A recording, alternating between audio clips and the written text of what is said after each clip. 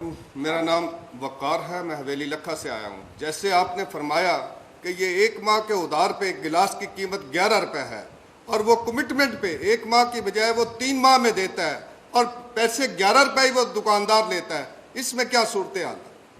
یہ اچھی بات ہے، یعنی سود کے معاملے کو یہاں پر کو کم کر دیا گیا ہے۔ یعنی یہ کہ پھر دوسرے مہینے اگر ہو جائیں تو 12 روپے نہیں ہوں گے، تیسرے مہینے ہو جائیں تو 13 روپے نہیں ہوں گے، نہیں بڑھے گا معاملہ۔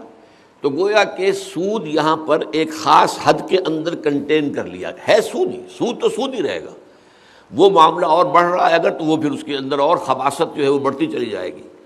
اب وہ ان کو بھی کرنا پڑتا ہے کہ اب انہوں نے ایک چیز آپ کو دی ہے قرض کے اوپر، اور ایک خاص وقت معین پر اس نے اتنے پیسے زیادہ آپ کو دے دینے، فرض کیجیے اس وقت وہ نہیں دیتا، اب کیا کریں گے؟ اب وہ اس کے اوپر جرمانہ ڈالنا شروع کرتے ہیں۔ وہ سود کا لفظ تو نہیں آتا لیکن جرمانہ ڈالنا شروع کرتے ہیں۔ اور کوئی اسی طریقے سے انہوں نے، ظاہر بات ہے کہ اپنے پیسے کی انویسٹمنٹ جو کی ہوئی ہے، وہ تو ظاہر بات ہے کہ سرمایہ داری کا اصول یہ ہے کہ پیسہ جو ہے اس کی انویسٹمنٹ ہے تو کچھ نہ کچھ اس سے حاصل ہونا چاہیے۔ تو وہ جرمانے کے نام سے پھر یہ بھی کہتے ہیں اچھا جرمانہ ہم ان سے لے کر وہ اپنے نفع میں شامل نہیں کرتے، وہ ہم چیریٹی وغیرہ کے اندر دے دیتے ہیں۔ تو مختلف قسم کی اس میں شکلیں بنائی گئی ہیں۔ اب اس میں یہی ہے کہ کہاں کتنا معاملہ جو ہے وہ ڈائلیوٹ کر دیا گیا، اور کہیں پر وہ زیادہ سخت حالت کے اندر ہے، لیکن اصلاً سود سود ہی رہے گا۔